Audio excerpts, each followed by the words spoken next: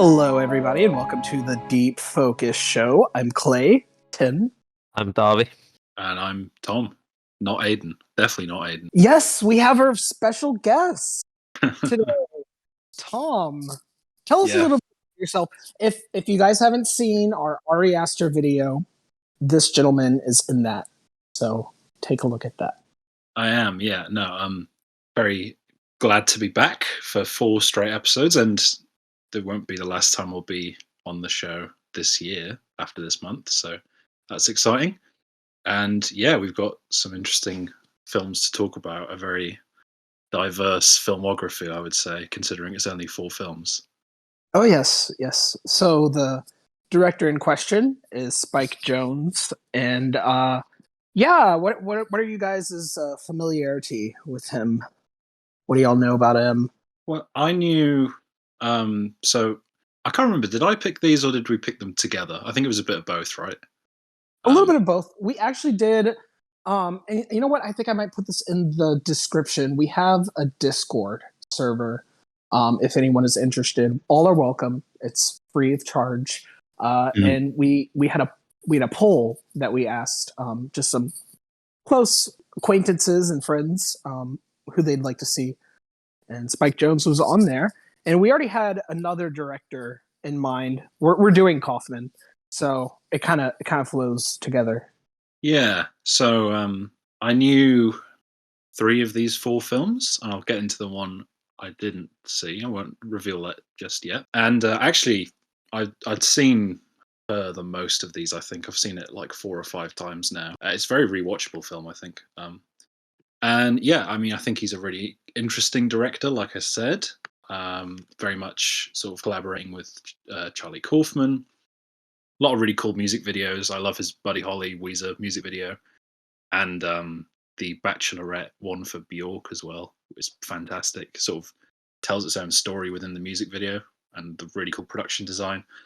So yeah, not only his filmography, but some of his wider works. I'm quite familiar with Spike Jonze. Not the documentaries though. He's done quite a few documentaries that I'm not as well versed in. But yeah, he's an interesting guy for sure. Yeah, I've been meaning to see the Beastie Boys one, but it's on Apple TV, and I just canceled my subscription for that. But I did have it whenever I was watching Severance, which I encourage everyone to see. Yeah, so I knew Spike pretty well. I've seen 2 of his films previously, owning one on physical form, and yeah, I had a good time with this. I didn't choose Spike, it was all Clay and Tom, but I was happy with it. Great to hear. For sure. Yeah. I've my familiarity, I've seen these a long time ago whenever I was a child. Probably the latest whenever I was in high school, maybe a sophomore or junior. And you mentioned rewatchability, Tom. I think in terms of rewatchability, I would say 2 of these are rewatchable for me. But the one, I don't want to spoil too much, but there is one I have considerably high that I probably wouldn't want to rewatch again for a while, at least. Interesting. Yeah. Jones, he, like you said, he's worked on music videos and he's done a bunch of things. I believe he kind of came into prominence with Being John Malkovich, and was he dating Sofia Coppola at the time? Yeah, he was. There's some interesting backstory there because Francis Ford Coppola was they were trying to find a director for the film, and eventually ended up in Spike Jonze's lap because Francis Ford Coppola had read it or something, and he just sort of was like, "Hey, there's the script, have it," and then that's how it worked. So yeah, it's kind of interesting to me. I don't know if you guys agree, but there was a pretty clear bottom film, and I might be biased because it's the one least made for me of all these films, and it's the only one I hadn't seen. And it's Where the Wild Things Are. This is his 2009 feature film based on a children's book, I believe. And yeah, this was interesting. I definitely enjoyed my watch of this film. I thought it was pretty good. I think the child actor did a pretty good job throughout. Obviously, Catherine Keener is in the film as well as his mum, and she's in all of these, I think, except for Adam. Wait, is she in all of these? I'm not sure. She's definitely in Being John Malkovich. She shows up in Adaptation. She might be in Her as well. I can't remember. But yeah, good for Catherine Keener, I guess. Getting a lot of work. And one thing I did note was that she plays a sort of flawed maternal character in this film, but compare this to her character in Being John Malkovich, and she is a saint. It's really interesting that she isn't being typecast, is my point. I did like the opening with Max playing in the snow and his awful sister and her terrible friends being awful. That was pretty good to sort of get you on his side straight away. But you soon realise that Max is he's got his own issues. He's kind of a crazy kid. He suffers with loneliness a lot. Loneliness, I think, is a prevailing theme in a lot of his films. Oh yeah, and that carries over into Kaufman as well. I think that was definitely something they were both interested in exploring. And you get the sort of the monster things, which are very cool, voiced by various different people. Again, Chris Cooper is one of the voices who appears also in Adaptation. James Gandolfini does a great job. I'm in the middle of watching The Sopranos for the first time, so realizing he was in this gave me a lot of joy. And he does a really good job with his character. There's a lot of really fun stuff, like the big pylons and stuff in the woods, and then like throwing each other around. It's very much like, it doesn't. A lot of the time, I feel like when Hollywood films try and represent a child's imagination, they kind of get it wrong. And this film really understands the sort of childlike wonder that it really does nail. And there's a lot of parallels to the imaginary kingdom in that opening snowball fight, which I think is a really key moment in the film, because you sort of start to realize gradually that this sort of imaginary world that he's created is reflecting his world that he can't, get any luck out of, it seems. And I think Carol, James Gandolfini's character, is representative of both a best friend and a father figure in a lot of the film, because obviously you don't know about Max's father, and he doesn't seem to have any friends. So I think both those things sort of are representative in that character. I like that the movie remains quite quaint and low key and doesn't sort of force a big adventure angle. It's like the conflict is very personal, and it's a very sort of easy watch. The stakes aren't that high. There's a lot of interesting stuff going on, like with the goat character is Alexander, voiced by Paul Dano. Very interesting that he's sort of like how Max perceives himself, maybe, and that's why he is there. Because basically, this is just all Max's imagination. So reading into all these different characters as different parts of him makes sense, I think, in a lot of ways. And yeah, the stuff with Carol not liking the owls is kind of interesting. Sort of like unnecessary hatred, which is sort of how Max views how his sister treats him. And yeah, there's just a lot of nice moments. I imagine I would enjoy this a lot more if I was a kid, or if I'd seen it first as a kid and I'd have more nostalgia for it. It is quite run-of-the-mill at times, with some solid thematic elements and some good technical elements. It's got a pretty sweet ending with him and his mum. It's a nice film, but I can't see myself thinking about it that much in the future, which contrasts greatly with the 3 films I have above it, which are films I haven't stopped thinking about since I first watched them. So yeah, I'd give it a 3.5 out of 5. I think it's good. It's a fun watch, but it's not anything that I'm gonna remember in a few weeks' time. So yeah, Where the Wild Things Are is my number 4.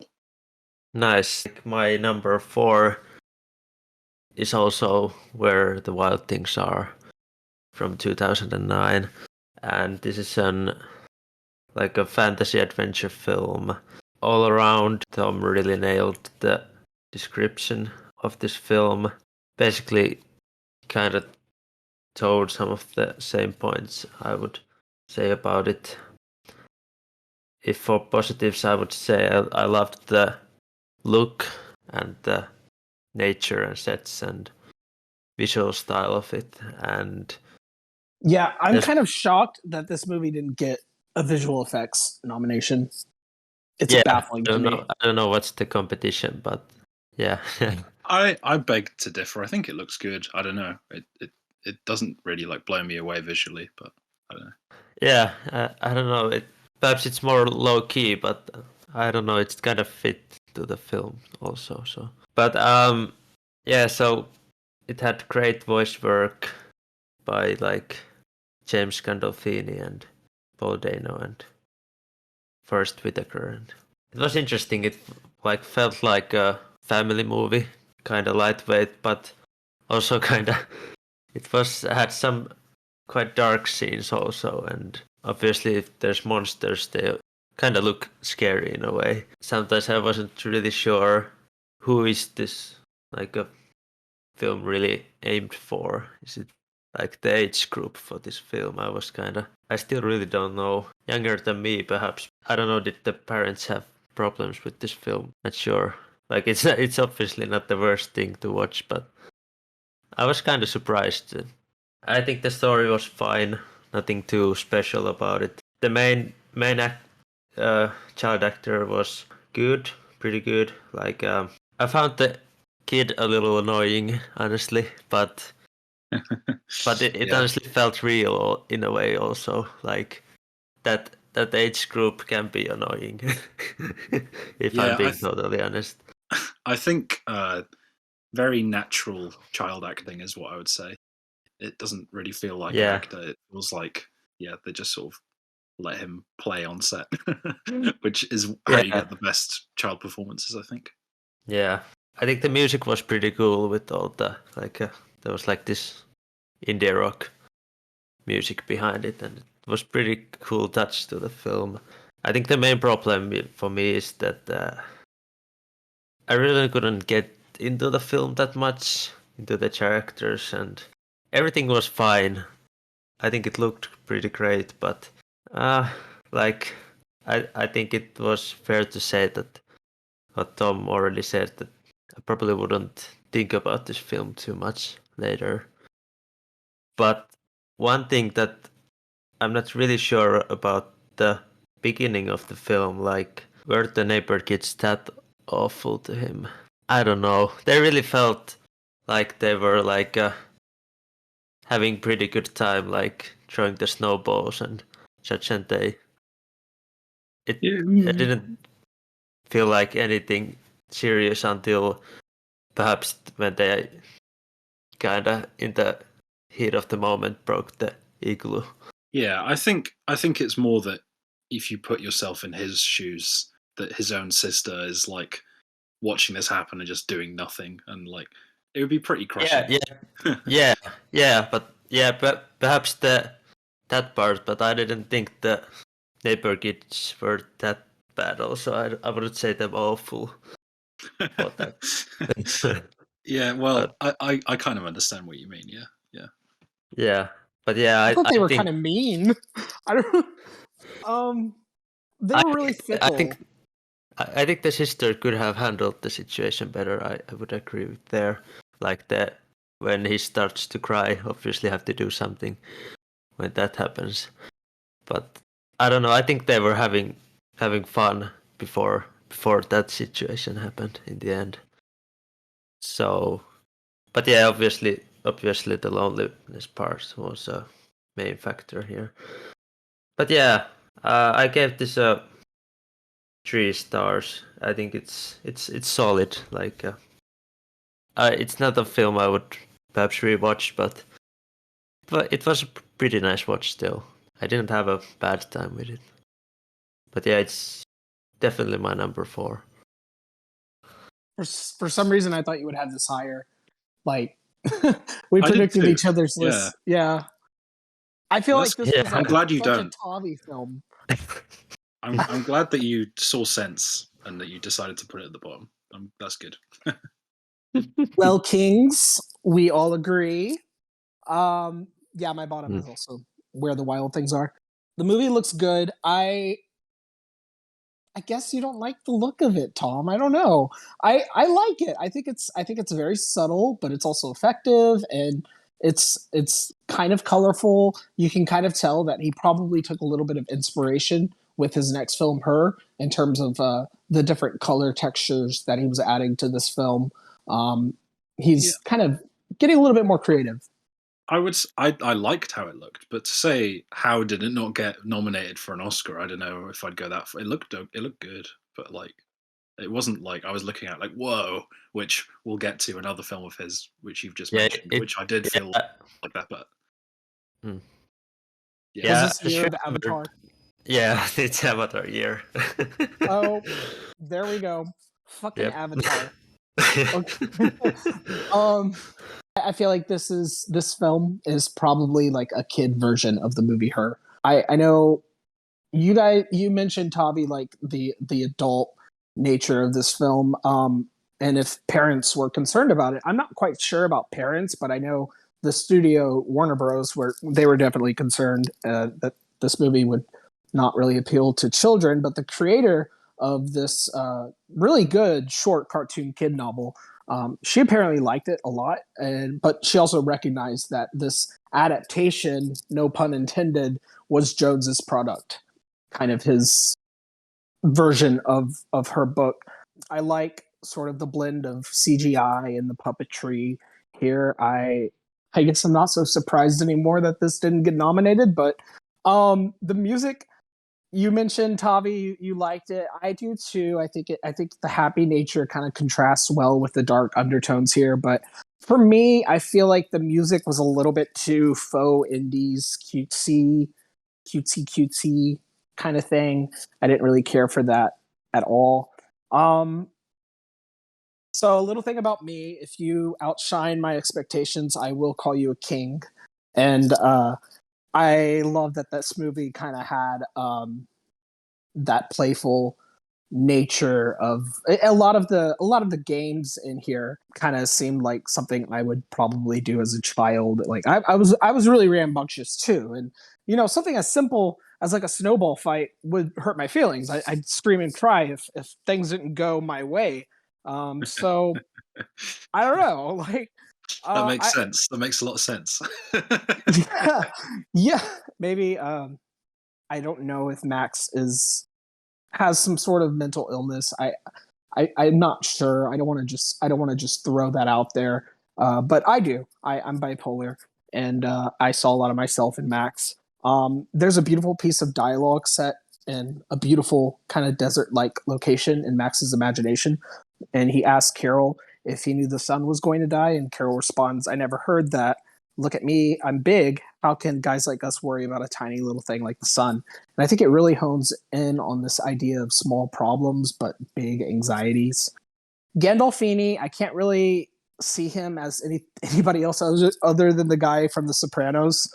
So maybe that's just a little bit of a hot take and kind of sad, but I'm sure he's good in other stuff too.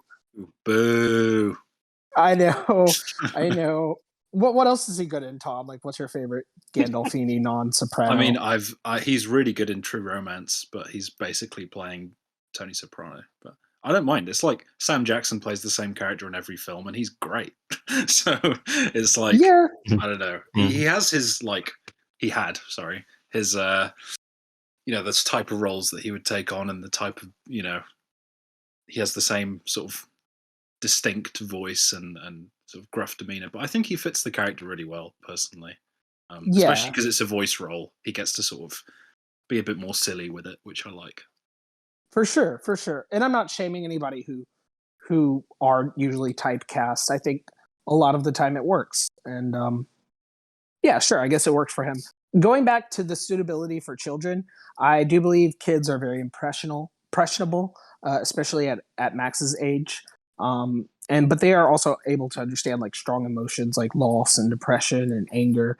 And like I have no qualms with that or anything, but I do feel like parts of the imagery and maybe even especially the dialogue, they were a bit too kind of too sad. And I probably would appreciate this movie more at like a ripe age of 13 or 14. But if I was maybe Max's age, who I guess I'm assuming he's probably 8 or 9, I don't know if I'd appreciate this movie as much. I don't want to come across as that guy because I know Jones can do what he wants, and he does. I realize as I get older, the lines between innocence and adulthood can kind of be blurry, but I think there needs to be a balance, maybe. Any scene which involves someone sailing away from an island is 10 out of 10. but alas, this movie is 3.5 stars. So I'm with Tom on this. Taavi, you might be a little bit harsh of a grader. I don't know. Yeah, perhaps. Yeah, I mean, a couple points based on what you were saying, Clay.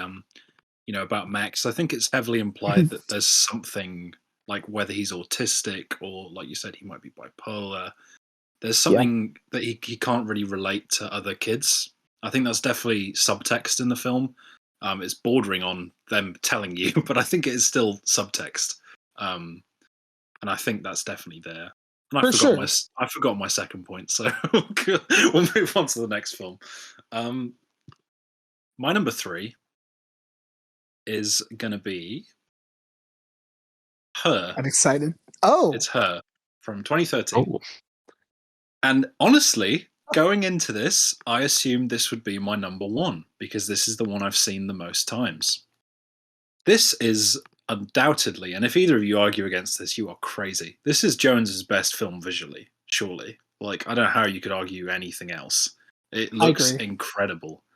The color palette, the scenery, the various interesting locations, it's just gorgeous visually. absolutely. And it's not like the script lets it down. This obviously Jones was working with Kaufman for Being John Malkovich and for Adaptation. So these latter 2 films he wrote himself, and these are the 2 I have at the bottom. But I still think this is a great movie. Joaquin Phoenix is incredible in every role, and yet this is still one of his best. I really gravitate towards this one. It's not my favorite Joaquin Phoenix, but it's up there because it's different. It's not as intense. It's tender. It's understated, and it's real. Is how I would put it. What is your favorite Joaquin performance? It's the master easily. It's not really that close, but yeah, that's one of my favorite performances in any film. So we'll get in my to notes. I said that Her was my second favorite performance by Joaquin, but I forgot about the master. So maybe not. Yeah, it's definitely up there because I like how different it is to his usual. We were talking about being typecast. This is him playing against type, if anything. Mm-hmm. And like Clay mentioned, I had in my notes that, like many of Jones and Kaufman's films, this is a portrait of loneliness. But I think, like Kaufman in the 2 previous films, Jones knew to insert humor into these films because, even when life is terrible, life is funny. A lot of the time you find a reason to laugh even when you're feeling bad. And that is exemplified in the choke me with the dead cat scene, which is just hilariously awkward and awful to sit through, but at the same time it is hilarious. For better or worse.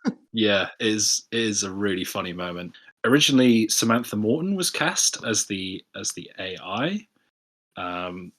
Who I love Samantha Morton. I think she's fantastic. She's one of the best things about Synecdoche, New York, which we'll get to next week. But I think it was quite late in the process, and Jones decided to recast them, which was an interesting choice.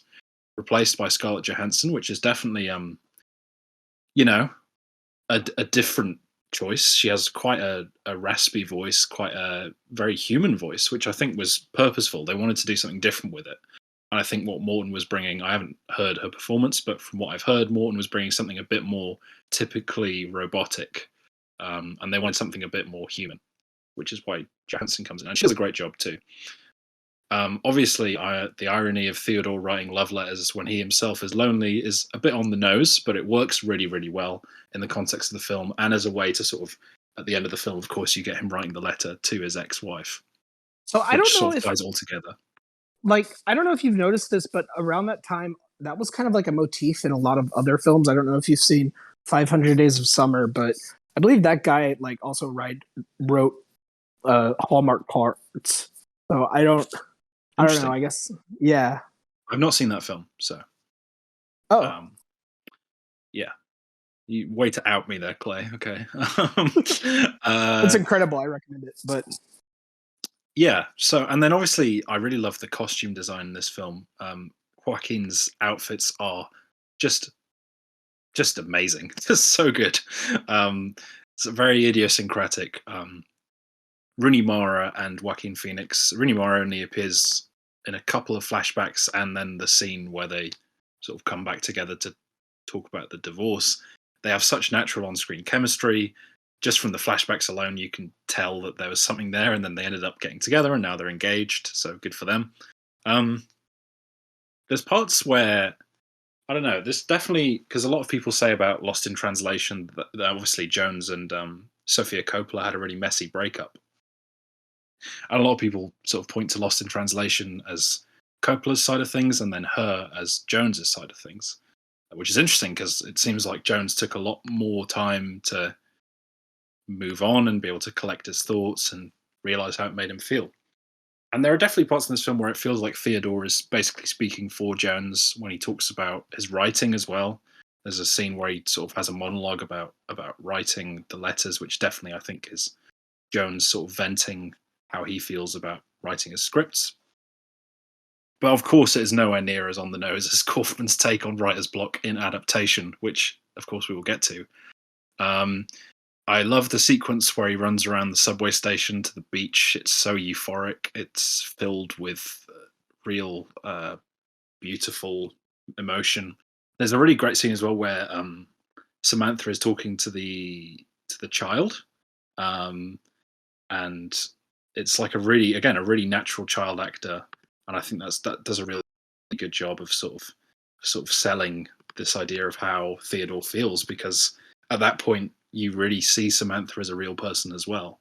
There's a really great line as well that is, anybody who falls in love is a freak. It's kind of a form of socially acceptable insanity, which I think is a really great bit of dialogue personally. One of the most famous sequences of the film, you have the Moon Song, which is a very twee indie song that plays over a montage. And it is a lovely little sequence. And yeah, then a couple of other things I wanted to note. Portia Doubleday shows up in this film from Mr. Robot, and she has dialogue, but she's off screen, and the dialogue is done by someone else. It was really distracting because I don't know why they did that. Maybe they were going to add the dialogue in post, and then Portia wasn't available. I don't know what that was, but it really distracted me because I know what she talks like, and it was a completely different voice. When the bit where she comes into the apartment and she's talking through the door to Theodore. It's a completely different actor, so I don't know why that was the case, but yeah, it was That's just really crazy. weird to me. I didn't notice that. It just pulled me. I looked it up as well afterwards, and there was she had a credit, and then there was a credit for the voice separately. So I was like, okay, that's weird. I'd like that. And yeah, also the trend of Joaquin Phoenix having to have a scene where he runs through a crowded street and falls over his own feet in all of his films, because that happens in all of them, and it happens in this one. So yeah, it's the Joaquin Phoenix special, I suppose. And then, like I said, writing the letter to his ex at the end, such a sweet ending, such a great way to tie it all up. He has learned from his interactions with Samantha as much as he has learned with his interactions with people.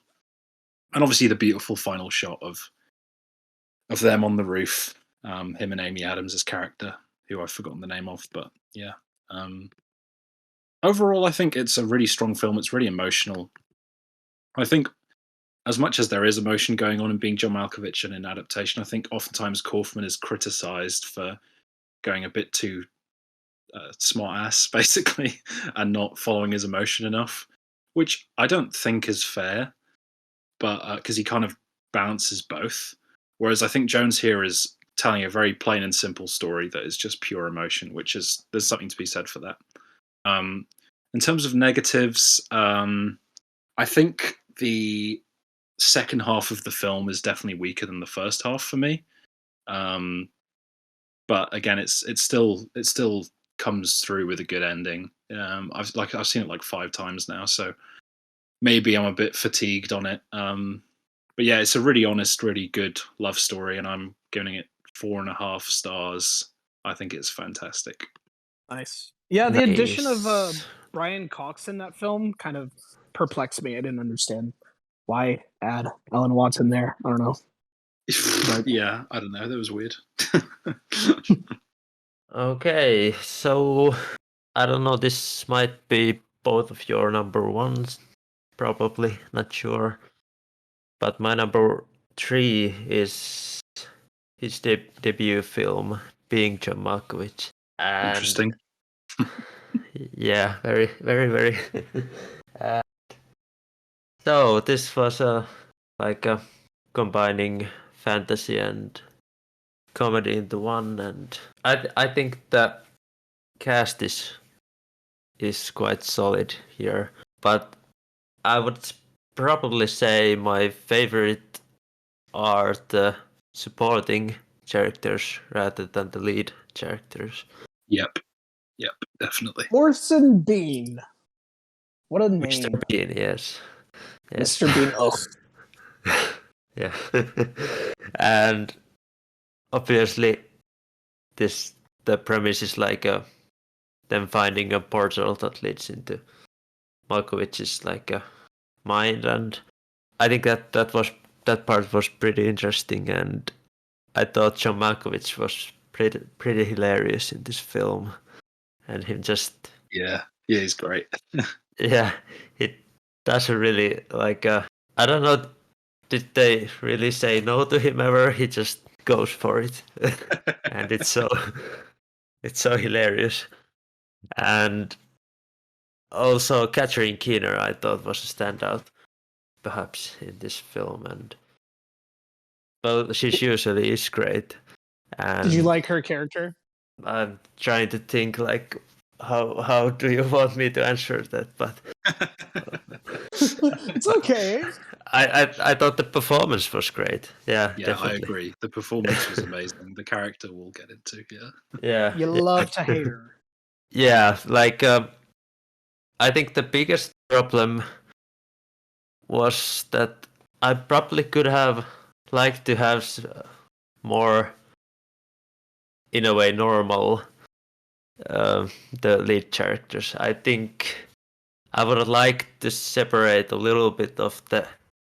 I think everyone was so eccentric all the time. Like it kind of like I don't know. Am I missing a big point here? But No, I agree. I think that kind of we'll get into it, but I definitely agree with what you're saying. Yeah, like I like John Cusack. I thought he had funny moments here, but I don't know. There was something about Cameron Diaz that I didn't really get into her character. Perhaps she was a little. Oh, yeah, yeah. I am equally Wow. outraged. Oh. You're gonna piss off a lot of people, Taavi. You're on thin ice right now. I don't know. I think it's mostly me and Clay that you're going to piss off. Don't worry. Yeah. I don't know. I guess I guess this is hard to review because in some respects I think her character is supposed to be all over the place, and perhaps like doing this quick. Like he gets a lot of ideas very fast, and it goes from place to place, and I don't know. There was something about John Cusack and Cameron Diaz, their relationship that always turned me off, even when they were like a pretty okay at the beginning. But and I think the screenplay is great here. I think it's clever and obviously very smart, and like perhaps it can be confusing, but it was more straightforward than I thought when I first started to watch it.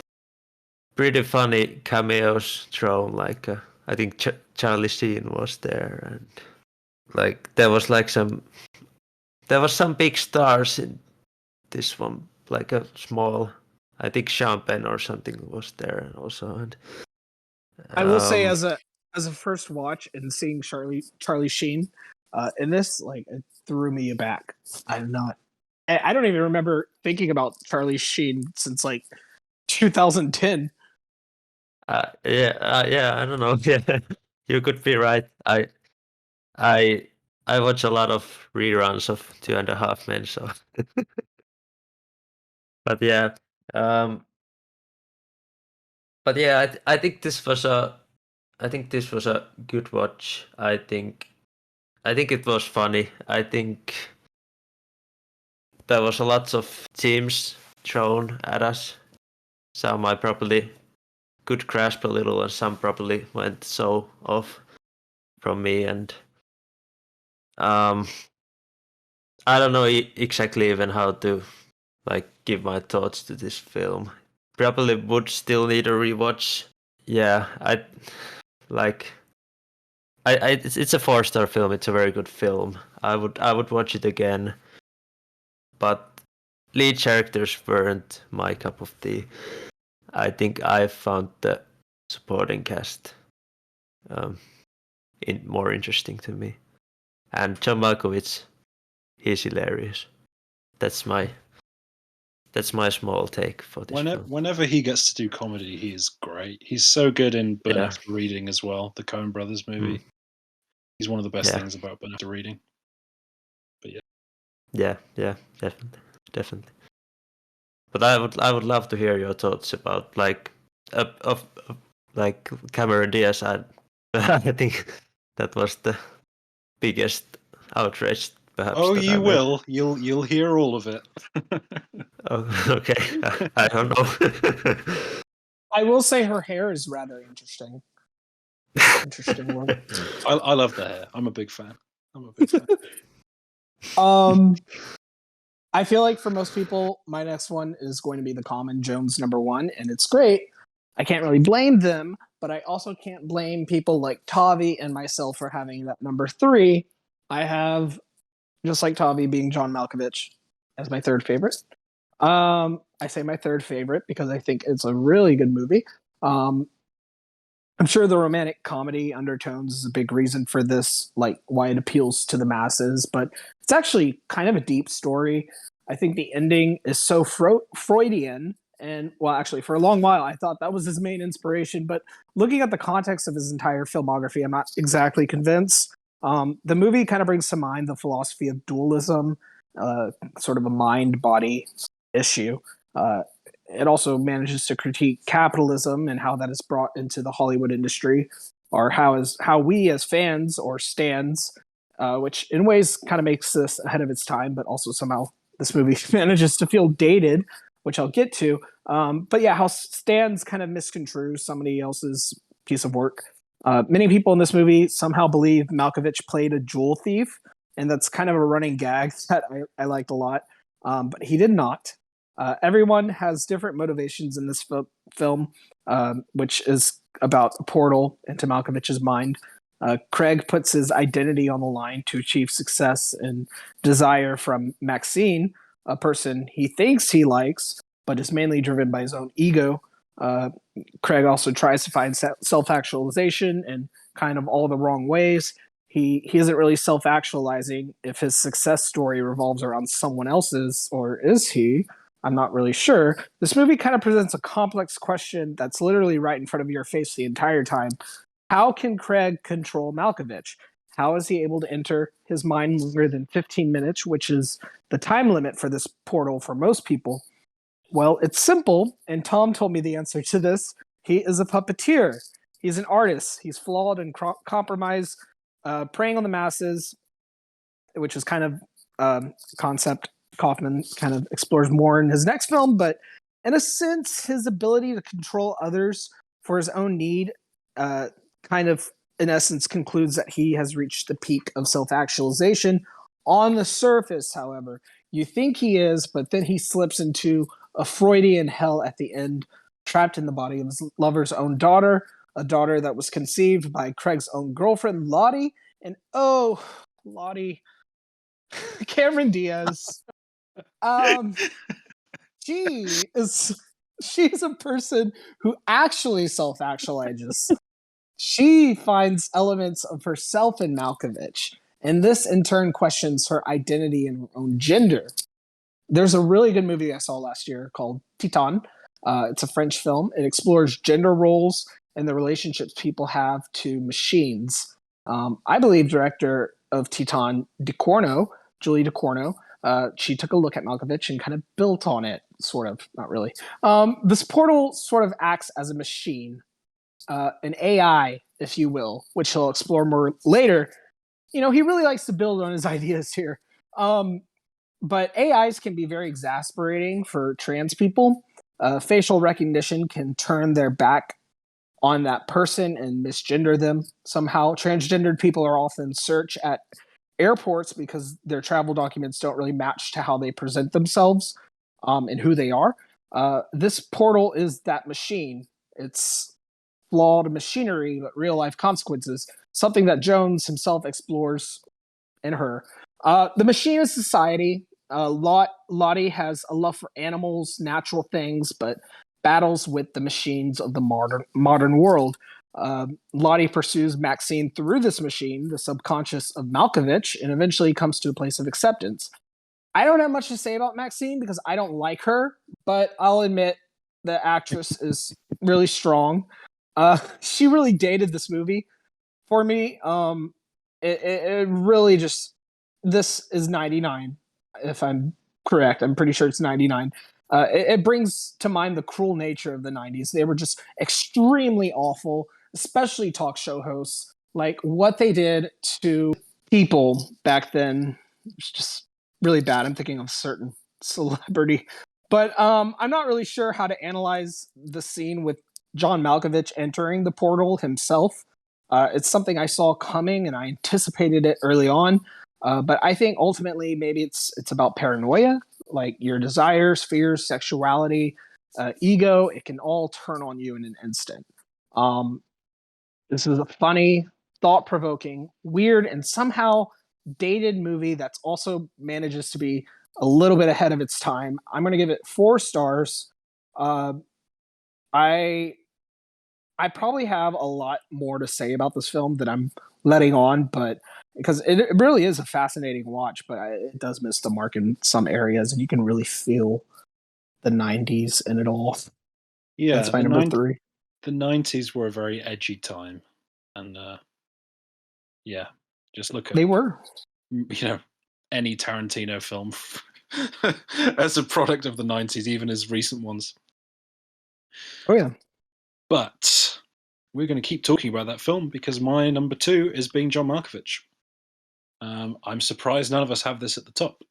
I thought at least one of you guys would have it there, but Yeah, me too. This was a revelation for me on this watch because I had this down sort of, before we started this, I put down the films I'd seen and a rough ranking, and I thought this is a pretty safe bet to not be in the top 2. I had it at like a low 4 stars, I think, and it just shot up in my rankings on this watch. I really dug into it. I really concentrated and tried to get as much out of it as I could, knowing the overall plot, which I think you need to do with Kaufman. The first watch is sort of like watching everything unfold before your eyes and not really knowing what to make of it. And the second watch, you don't have that element of surprise, so you know what's coming and you can sense patterns and you can sense the different ideas that he's trying to present. So I'm not saying that you have to watch them multiple times to enjoy them, but if you want to get the most out of them, multiple watches are recommended, I would say. I would call this a one-of-a-kind existential fantasy comedy about searching for happiness and trying to find the true self, which Lottie and Maxine are able to do, yet Craig, due to his destructive tendencies and self-hatred, is not. And this self-hatred doesn't just affect him, but it affects the people around him. I think Kaufman is really exploring how self-image and self-hatred can really impact the people around you, and to go through therapy and to get better isn't just to help yourself, but it's to help your loved ones as well. Obviously, you can tell immediately him and Lottie not in the best of relationships.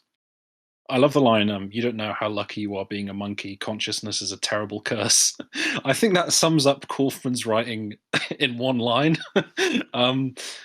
I think that's really good that it's near the start of one of his first film. And I think it's insane that he comes out of the gate with his first written feature carrying so much of his own characteristics. Clay mentioned that before we started recording, I think it was that Kaufman, that Jones lives in the shadow of Kaufman, and I think for this film that's definitely true. I think Kaufman absolutely steals the show. It's well directed, of course, but the writing is on a whole other level here, especially for a first effort. The set design of the small offices is fantastic. and the just weird, unsettling nature of the scene with Dr. Lester, played by Orson Bean, where he keeps talking about the speech impediment, and it's I just don't understand where he got that joke from, the idea for that joke, but he just put it in there and it's funny. So sure.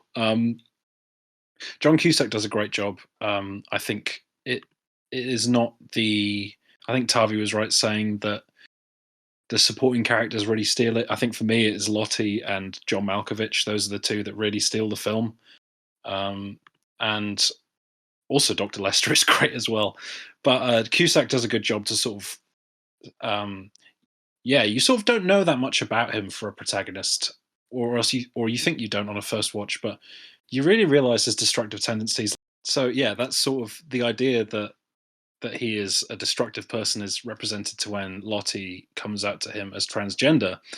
And he's sort of like, no, you're not, don't be stupid. That's kind of his response. He is not a good person. And that is a trend throughout Kaufman's protagonists. He sort of channels how he views himself and his worst traits into his protagonists. He's a very sort of pessimistic writer in that way. But that also reflects on the worldview that he has and the view he has of people around him. And then it's really funny, like little details that you pick up on, like when Dr. Lester invites Craig out for a drink to the smoothie place, and Craig's having this like orange smoothie, and Dr. Lester's talking about how he like pees orange while he's drinking it, and it's like it's just such weird little details like that I only picked up on in this watch. I thought the sequence of him making Maxine's puppet is very disturbing, especially the music hinted towards that as well. He's a pretty horrid protagonist. I forgot about that scene. That's crazy. Yeah, it's like he wants to control her to make her feel the same way that he does, and he doesn't feel comfortable that other people have free will, which is a dangerous trait. The scene of him entering Malkovich's mind is fantastic. Such good sound design that really sells this portal into John Malkovich's head. And let's just take a moment to thank John Malkovich for agreeing to be in this film. Malkovich himself, when he first read the script, said he was half intrigued, half horrified. And I would be full horrified if I read this script and it was like being Tom Williams and I was being presented in this way. I would tell them I would sue them. So I'm glad that he has a good sense of humor and he was able to make this, because if he wasn't in this film and he didn't agree for this film to be made, there is no film, because Kaufman from the start said it has to be John Malkovich. And everyone was like, why? Why is it? It just has to be John Malkovich. that's how they went along with it. I think Lottie's obsession with the Malkovich portal is very interesting. I think Clay nailed it in a lot of his description of the film and the themes, so I won't go too much into the commentary on transgender identity. There's a lot of good think pieces written about it, and I will not go into it too much because I feel like we've covered that ground. Yeah. So Francis Ford Coppola not only passed Kaufman's script onto Spike Jonze, but he was also the one that convinced John Malkovich to agree to be in the film. So I think Francis Ford Coppola also deserves a lot of credit for this film being made. It's kind of insane that it even got made in the first place, but maybe, it's a product of the 90s and how edgy some of the moments are, but it also, I think it's a product of the 90s in the sense that the independent film movement of the 90s was in full swing. And a lot more weirder ideas were being made. And I think that's how you get this film, which is great. It put these people on the map, right? Like, I mean, it really did, especially Jones. I'm sure he was doing some music videos before this, but...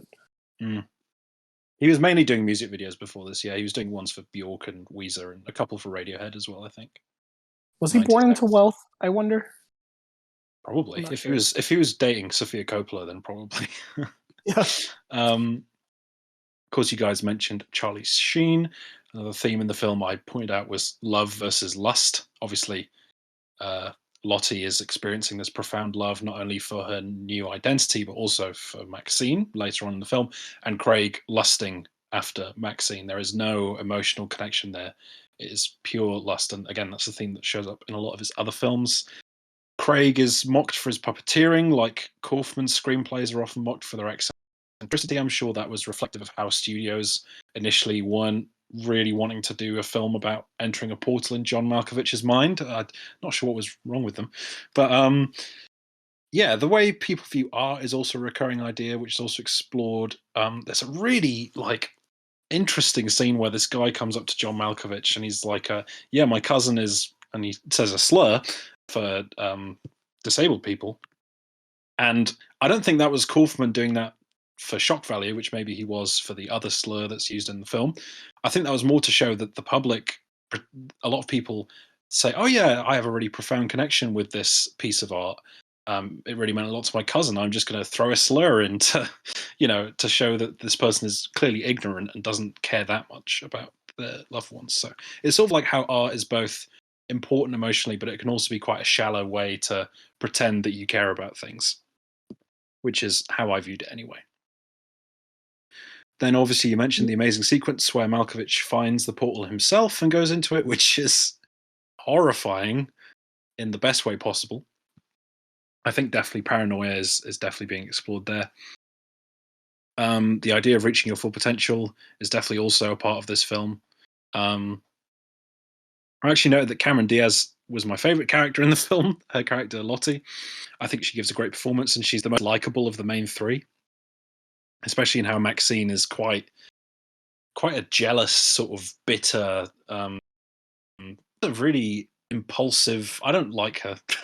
And Craig, obviously, as we've mentioned, is sort of perverse in a lot of ways, and he's a bit feckless. He's very sort of again, a lot of self-hatred going on. And I saw a theory that Elijah the chimp represents how Craig would act without his natural human impulses of lust, jealousy, and bitterness.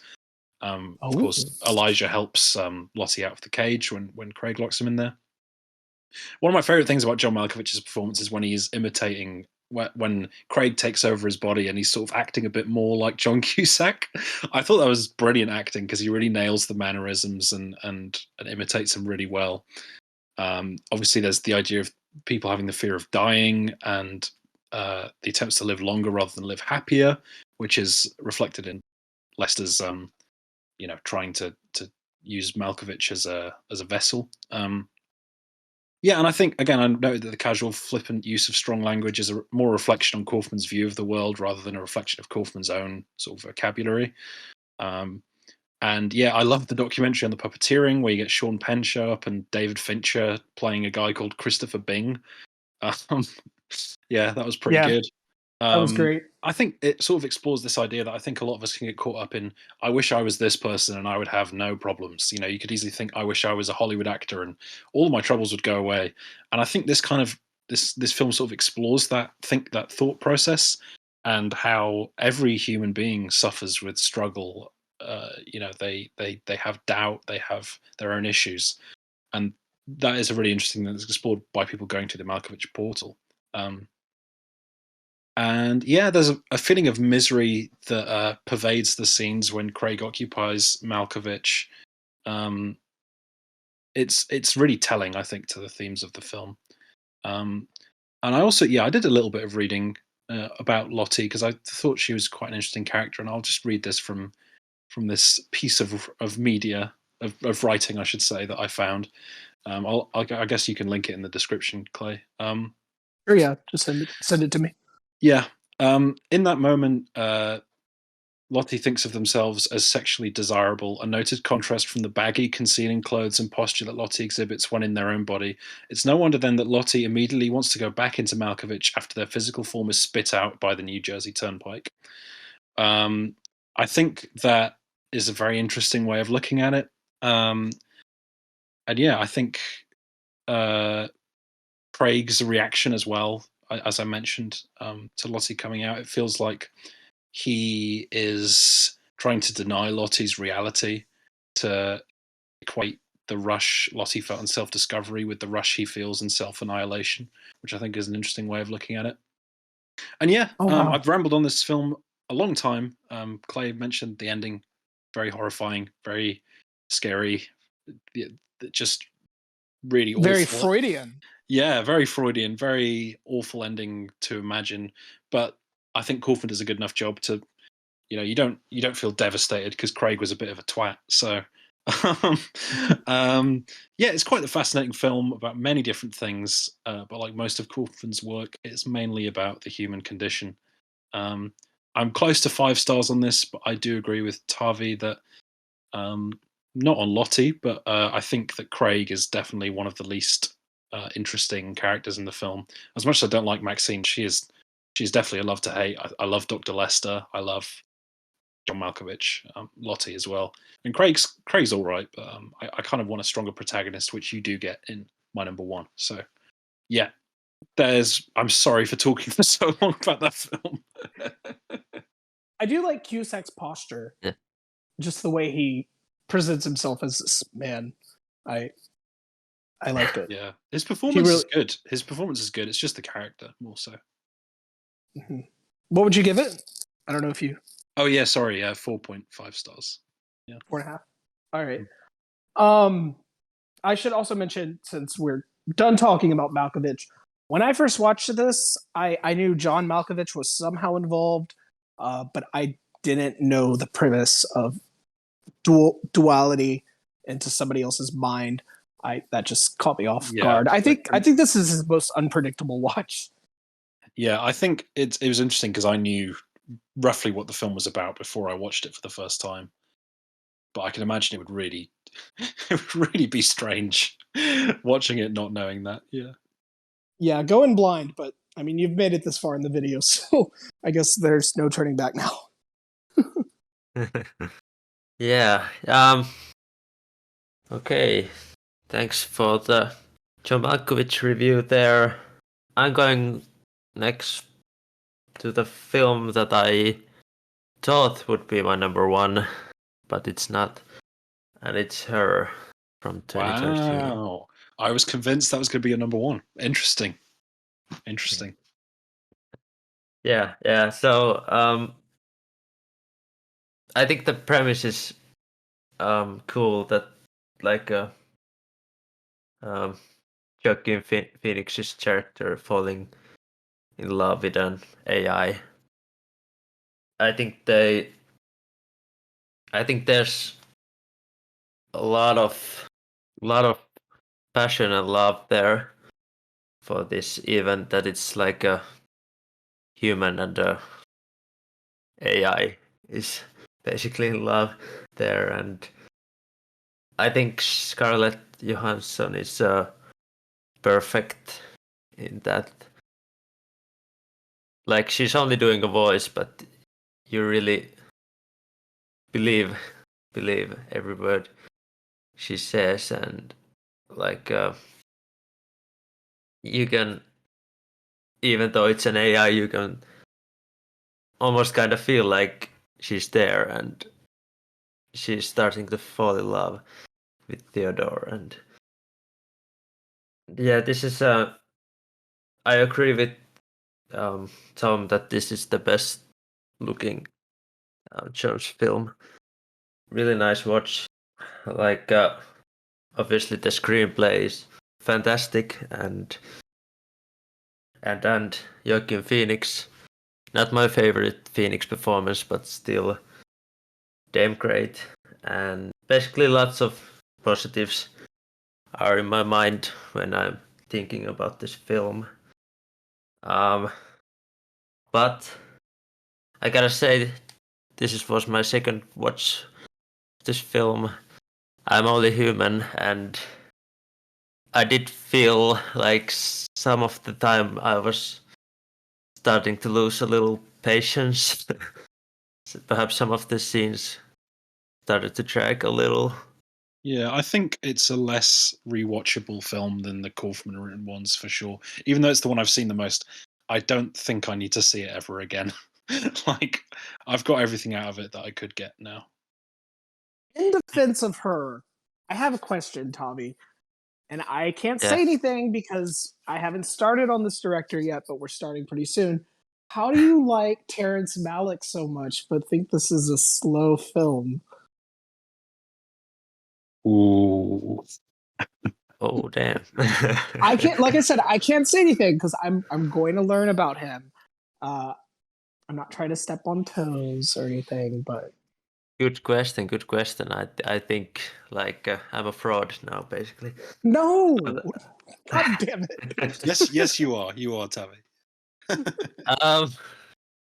Well, I don't want to say too much on Darius Malik. I want to keep it for that episode and keep it a little surprise. But um, I don't. I can say I don't love every Malik films, and I think the length is gonna be the one of the problems to the Malik films. I can say that much. But yeah, like I don't know, like I've gotten a I like these are my personal patience issues I sometimes have. Like my mind is going to all of the places. No, But I know. I'm yeah. I'm trying to defend my girl, her, you know. Oh yeah. Oh well, I think those were little minor problems that is keeping me from giving it the perfect 5. I think this is 4.5. It's a great film. Um, I think the my like isn't a huge problem, but it's not like a um. Basically, I would just watch my number 1. Would rewatch it rather than my number 2. This is a great film still, and I'm gonna let Clay talk about his second film now. All right. Taavi, that was great. That was great. I okay, so collecting my thoughts here. When you're a child, you tend to view things in a carefree perspective. Everything is a comedy for the ages. I saw my next film initially whenever I was in high school. My naivety seemed to outweigh the depths of my perspectives, and I viewed kind of my next placement in two mindsets. One through initially the lens of comedy at first, and now through the lens of solemn acceptance. This is crazy, guys. We have a trifecta because I have her at number 2. Whoa. Yes. Whoa. Yep. Phoenix, he's so incredible in this movie. I think it's his. I wrote down second best performance, but then Tom had to bring up The Master, and now I think The Master is his best performance next to Come On.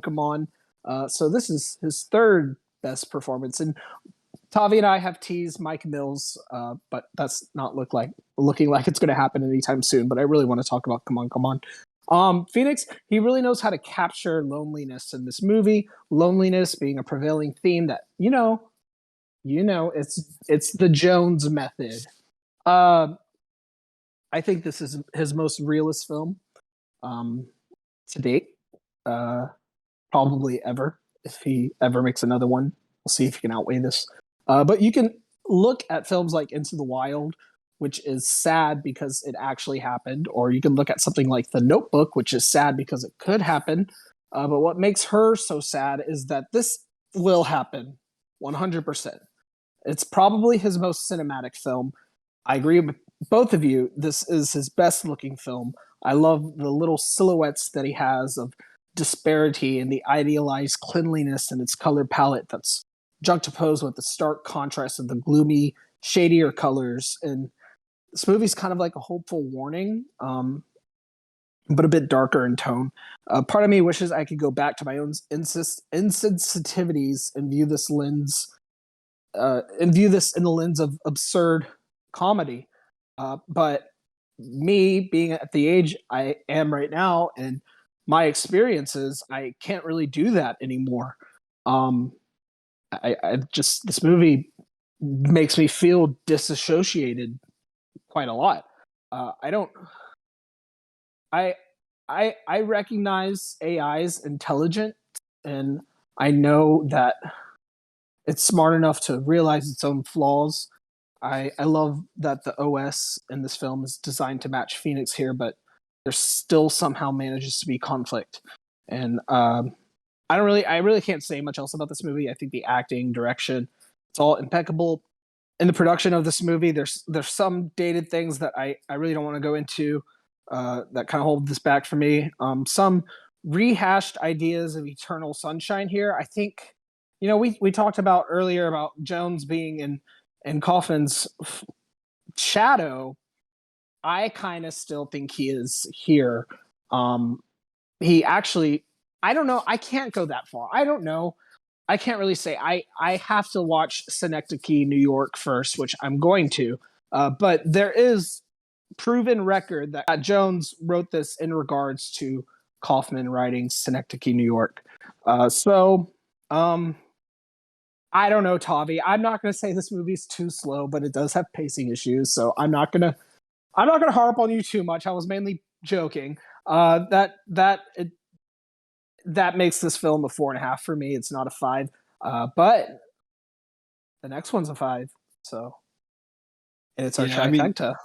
On the pacing, that's kind of what I was getting at, because I don't know, it's paced so well for the first half of the movie, and then it gets lost a little bit for me, sort of around 3/4 of the way through, and then again it picks up again for the final few scenes, which is good. And these are nitpicks. It's still a fantastic film. Yeah. It's probably, I don't know, either this or Adaptation is the most awarded, acclaimed. Can't really say for sure. Malkovich as well. It's always quite tight between these three. It just depends who you ask on what their favorite is. You could get the same amount of people saying each one, I'd say. But the three of us agree with our number one. It's surprising, shocking. Yeah. Even I will say this, I have much less notes than Being John Malkovich, so rejoice, people. I won't bore you to death this time. But Adaptation is a film I've had an interesting experience with. This is my second watch, I believe. My first watch, I gave it 5 out of 5. Almost as soon as it ended, I was like, "Yep, that's a perfect film." And then I thought about it, and I was like, "Oh, is it too snarky and too self-aware for its own good?" And it sort of, and it sort of taught me a lesson to not change ratings without rewatching or with albums re-listening. Because I dropped it down to a 4.5, and then I watched it again, and it all came flooding back to me why I gave it a 5 on my first watch. It is one of the most interesting films I've ever seen. In how Being John Malkovich is a really sort of interesting in how ridiculous it is, and you're like, how is he coming up with this? I feel like Adaptation has more depth, I would say. As much as Being John Malkovich, there's a lot of subtext there that you can look into. I think Adaptation is struggling with ideas that I find more interesting personally.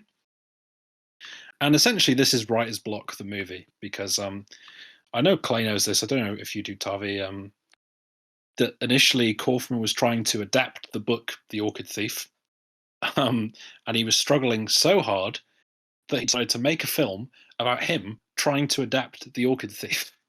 So it's this entire meta thing that I find fascinating, because he could have got lost, and this could have been a complete mess and a complete failure and a pretentious, awful mess. But it is so assured, and he's so confident in his writing, and he's confident in what he wants to say. I love the introductory monologue of voiceover of Kaufman, of course, playing Nicolas Cage, playing Charlie Kaufman. Sort of, again, we talk about the self-hatred that you see through the character of Craig, and that is again shown through Charlie. I'm a walking cliche is a very important line to understanding the film, I think. And also, it's funny that Donald Kaufman is also in the credits. It says written by Donald Kaufman and Charlie Kaufman, but Donald Kaufman doesn't exist. It was a twin brother made up for this film. So again, he was also nominated for an Academy Award on that, and that pisses me off because the Oscars didn't do that for the Coen Bros. Real people. Yeah, isn't it like screenplays and directors though? It's like the Directors Guild was the problem with that, right? With the Coens. Oh, really? Okay. I think so. I'll back up a little bit, but I might be wrong there, but that's what I thought. Yeah, I'm still angry at the Oscars now. Regardless, I'm slowly coming around on them. Yeah, But obviously, Nicolas Cage is amazing in this film. Any problem I had with the character of Craig in Being John Malkovich is eradicated in this film. I think Charlie Kaufman writes this sensationalized version of himself, and he makes himself both pathetic and likable, and it doesn't. You sort of forget that you're watching a guy doing basically an autobiography, which is amazing. It'd do you good to get out of your head is another very good line that I think someone says to Charlie. And I think this really does a great job of showing procrastination and writer's block, as I mentioned. I think this film is a love letter to art and passion, and passion for hobbies and stuff and careers. And obviously, there's the double meaning of the title, which is adapting a novel into a film and adapting yourself as a person. Because I think a lot of what this film is about is Kaufman struggling with this idea of art versus commercialism and making a commercial movie, and that's why there are two. There is the brother character because he represents the other side of Kaufman's consciousness that is like you could just make a sellout like superhero movie or like a crime thriller that will make loads of money, and then and I think that's really interesting. But again, like Being John Malkovich, the supporting cast is terrific. Chris Cooper is great in this film. He won the Academy Award. Am I right there, Clay? Or was he nominated? Yeah, he did. He won. He won. Yeah. I you're my Oscars guy. What the heck? What happened? Surprise there, Taavi? What happened? Nothing. I just was pissed that I wasn't your Oscars guy. Oh. I just saw the Euros in the chat and I was like, what? Taavi stays up till 5 a.m. to watch the Oscars. 7 a.m. Oh, you're 7 a.m. You're right. I forget. Yeah. Oh dear. We watched the red carpet.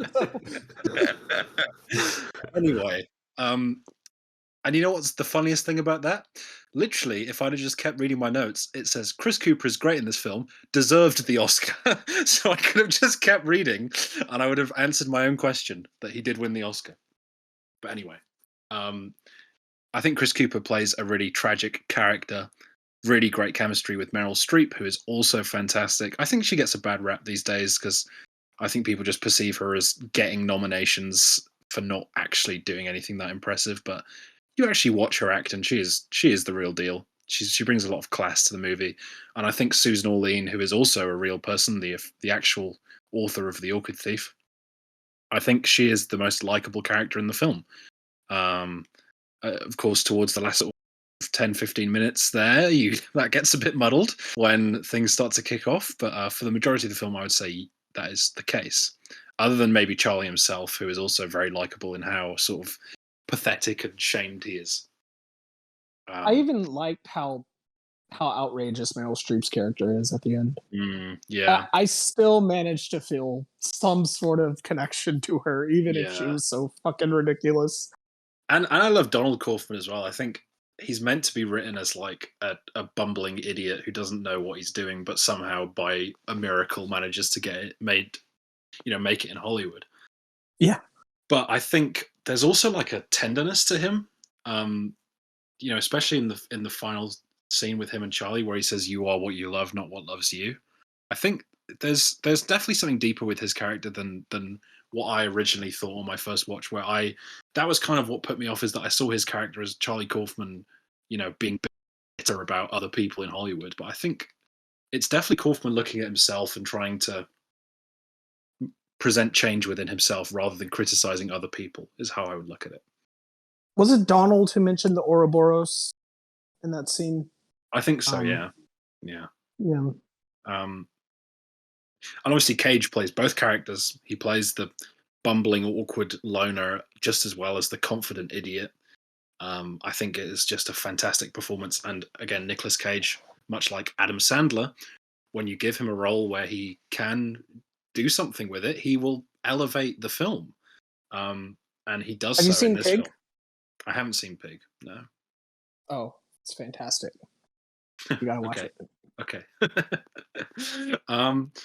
Obviously, I love Brian Cox's small role. I thought he was fantastic. His rant about voiceover just instantly made me think of Clay.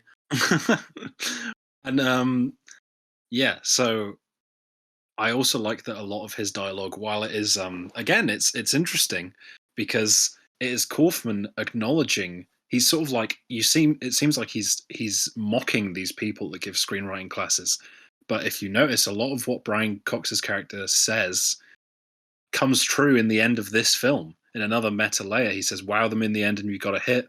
You got to have the big, third act standoff, and please God, no Deus Ex Machina." And then there's a Deus Ex Machina at the end with the crocodile, which is it's great. I think it's a film that could very easily fall on its own ass and pretentious nonsense. There's plenty of heart in the film and honest emotion that keeps it from being that way.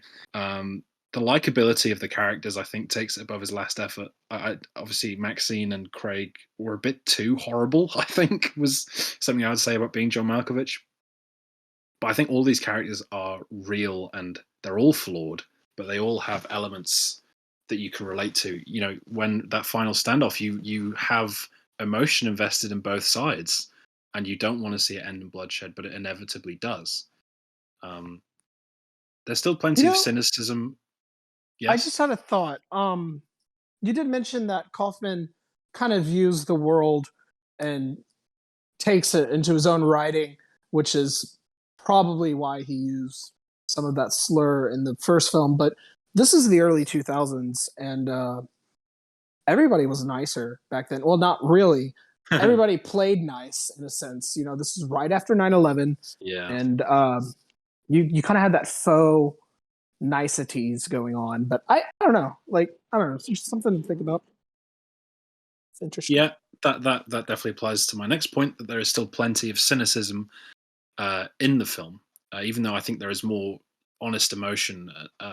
It's interesting, the balance that this film strikes, because like I said, the third act is very much Kaufman mocking the traditional Hollywood third act, but there are stakes that have been created there, and it is very purposefully made so that you do feel emotion, even though you can recognize that these are tired tricks being played. And again, I think that's part of Kaufman's process of making this film, was him coming to terms with, it's okay to fall into some cliches and to, not have to make every project the most different, unique, crazy thing in the world. That's how I view it anyway.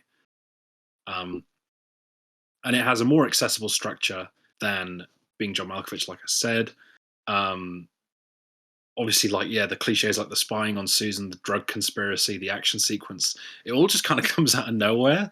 And that's the beauty of this film, is that, it is a real thrill ride as well as being a thinker for me. And the phone call scenes between John and Susan are great as well. You really buy into their love and how they feel about each other. And I think, all the characters are fleshed out. They serve their purpose. Kaufman is able to enrich every line with either biting satire, clever subtext, or genuine emotion, sometimes all three in one. And I think it's just a much tighter screenplay than Being John Malkovich.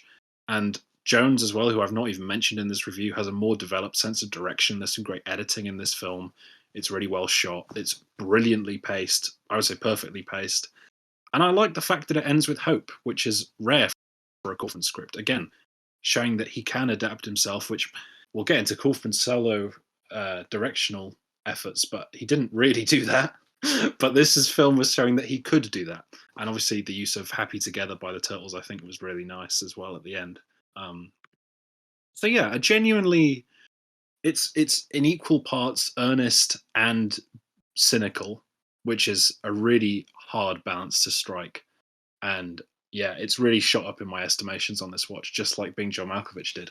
But this time, I'm going to dish out big 5 stars for Adaptation. Nice. Happy Together, is that an early 70s song? I think it's the 60s. Okay.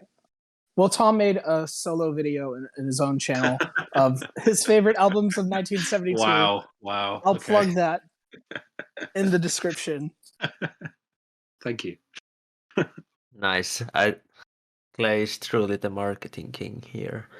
But yeah, we have an trifecta happening with Adaptation being our number ones. I think if Aiden would be here, I would almost think he would also pick perhaps this. He's like this writer kid, or perhaps a man. I don't know. Aiden would most certainly pick Her. No. Oh, No, I Aiden don't would know. not pick her. No. I don't even know.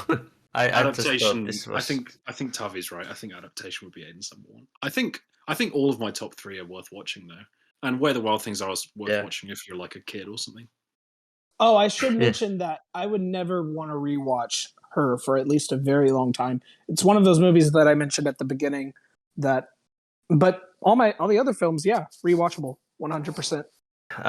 Yeah, this is difficult. I like Mr. Tom Williams here basically said everything that anyone could say about this film.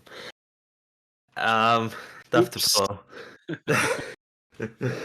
But yeah, this is just a great watch all around. The performances are there. I haven't seen too many Cage performances, I gotta admit. This might be my favorite I've seen of his, and it's The Unbearable Weight of Massive Talent is on my to watch list. Aiden's seen it. He recommended it, but okay, yeah. I did like Tom's relation for Adam Sandler. I never realized how similar they are. But sure. Thank you. That's what you pay me for. Of course. Yeah. We don't pay you, but yeah, Meryl Streep is of course great. I think I'm not sure which was my favorite. Was it Cage or Chris Cooper? But I absolutely love Chris Cooper in this film. Just feels so real and like this sort of a troubled man that has lived with a big trauma in his life, and now he's like falling in love with Susan Orlean. Yeah, I just performances are here, screenplays off the charts, and direction and all, and I like the double performances that Nicolas Cage did here. I think he was having fun, like doing a dramatic performance and comedic performance in like switching it up all around. Like I would say Charlie is the more dramatic and Donald is perhaps the comedic relief for this film. He's like this. Donald was this lovable, but I don't know which would be a good word for it, but kind of dumb. I'm sorry, but yeah, no, that's fair. that's the great watch, and like the Nicolas Cage's Charlie Kaufman, like I started to feel like he's jealous about his twin brother Charlie a little bit. In a way, he's kinda disgusted about his behavior and thoughts, perhaps, but he kinda also acknowledges that he's like the more social one and really gets along with people and gets ladies and you know. Yeah, Maggie Gyllenhaal, not just ladies. Maggie Gyllenhaal, man. Yeah. True. But yeah, and obviously I think this having this writer's block thing is, I think it's always a pretty interesting topic to handle and how it affects the working life and the non-working life and all.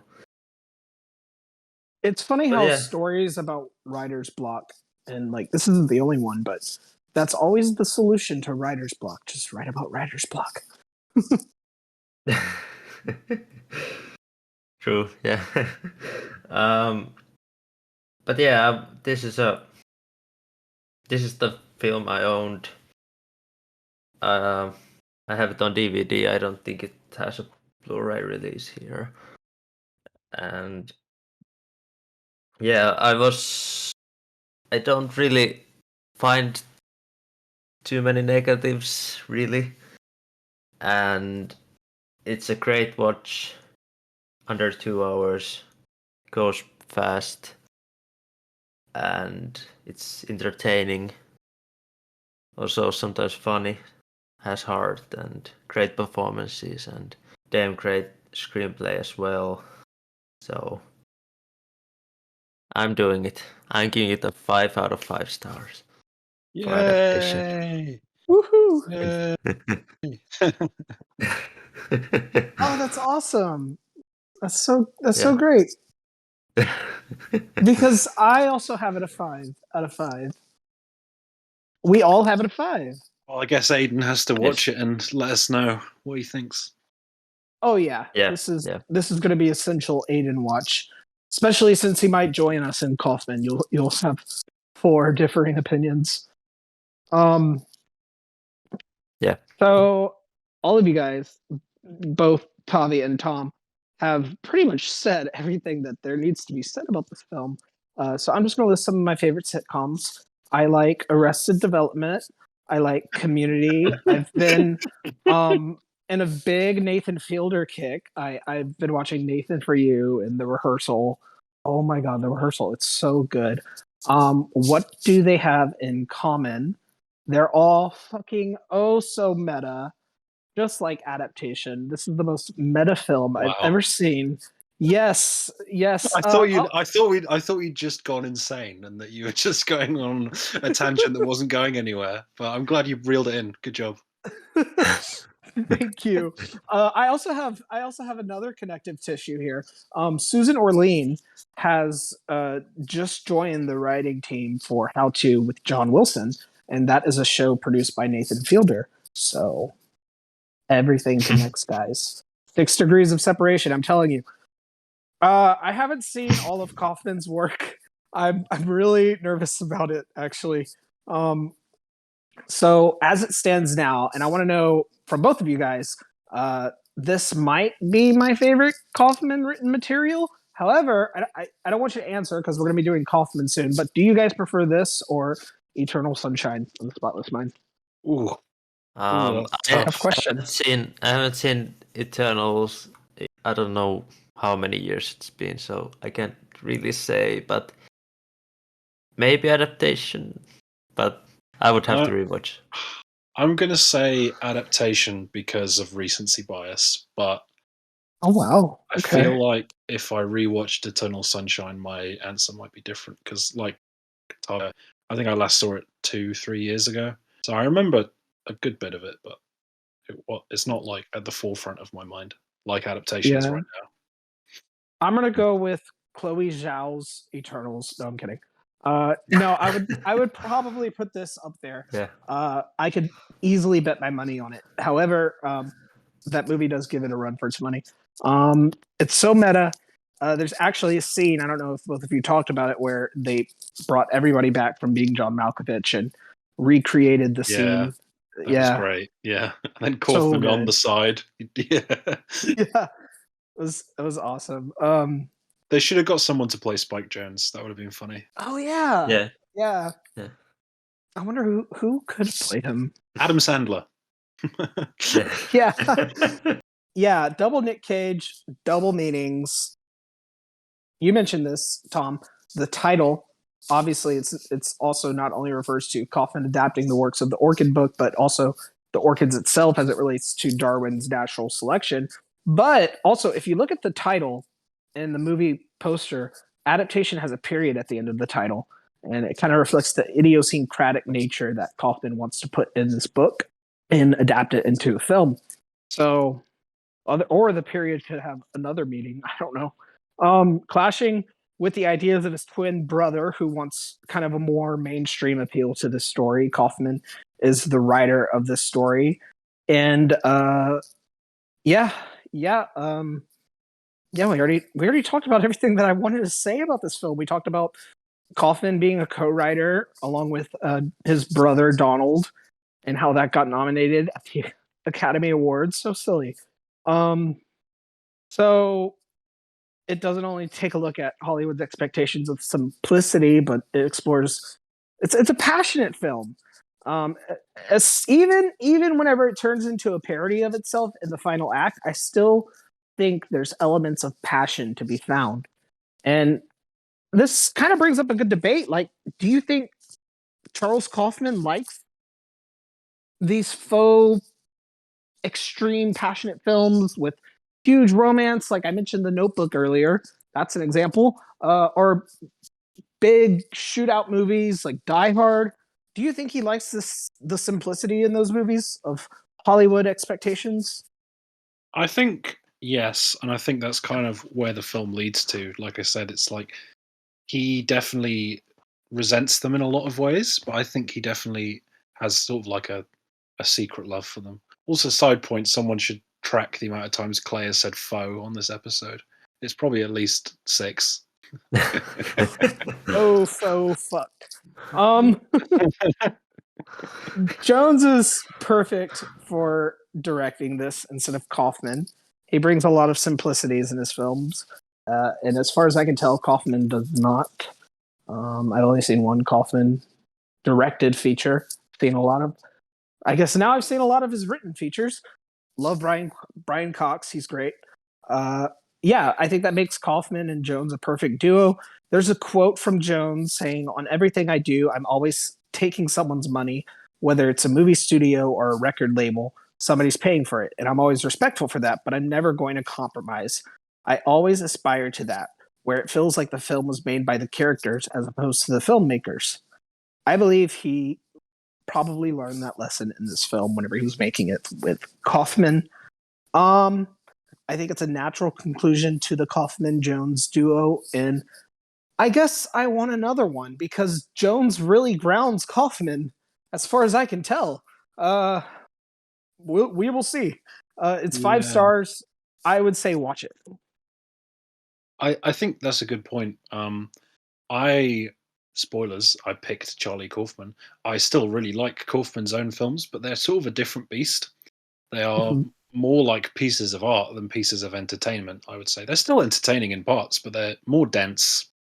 And obviously, like we mentioned, Being John Malkovich kind of has the rom-com element and the fantasy element, and Adaptation has the action adventure element, especially in the third act, which sort of grounds them a little bit. And I think, yeah, that's definitely there'll be an interesting comparison because I feel like I'm surprised at the high scores from both of you. I thought I would be easily the highest on Jones of the three of us, but because I guess I could summarize this. This is my favorite director that we're going to cover. I would say, unless something drastically changes on rewatch, this is my favorite of the 4. Oh wow, wow! I wasn't expecting that. Yeah. Figured it'd be Ford. No, I'm kidding. I don't. Only 2 films. It's another Ari Aster situation. I haven't seen Kaufman's other written stuff aside from Eternal Sunshine, but was Confessions of a Dangerous Mind? That was Clooney, right? Yeah, Kaufman wrote that one, I think. Yeah, I wonder what that movie's like. I wonder how Clooney and Kaufman coexist in the movie. And Sam Rockwell's the lead, right? So yeah. Interesting. Maybe we'll do Clooney one day. I doubt it. I would look forward to it. You should do rank all the coffee ads that he's in. Maybe. But yeah, I guess. What did you guys think of Jones overall? Well, looking at my score, he has a 3.5, a 4, a 4.5, and a 5. I think he has good variety, and there's something to like in all of his films. So it's great. Yeah, basically the same. I had a great time with John's, but I had for two of these two for rewatches, so I kind of knew what I'm going and knew the talent behind it also. So I was excited. I don't know which is my favorite out of the four we're doing this month, but yeah, like Spike Jonze is great. He set the Great bar high. character. Let's say that. Yeah, definitely. Yeah. I'm gonna say it's not my favorite. Yeah, but Hmm. you know, yeah. I know. I I've am got me. a feeling. I've got a feeling who your favorite is, and that's an incorrect answer. But we'll get to that. I don't know. We've teased it before on this channel, but it will be. I'm not going to reveal it. So thank you everybody for listening. That was Spike Jonze. We will be doing Kaufman next week, with hopefully Aiden in attendance. And we still have our Spielberg-a-thon if you want to check those videos out. We're taking a little bit of a break on that, but I hope that Kaufman is shorter because that was long. yeah, way longer than I anticipated. What was like 2 hours? Wow, this is gonna be fun.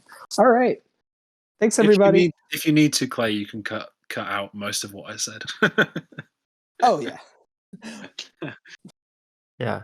Tell us in the comments of your Spike Jonze ranking and your overall thoughts, and we're gonna see you next time in the Yes, Deep thank Focus you, thank show. you. Yes, thank you. And thanks Tom for coming. Thank you. Bye bye for having me. everyone. Yes, thank you. Bye bye. Bye.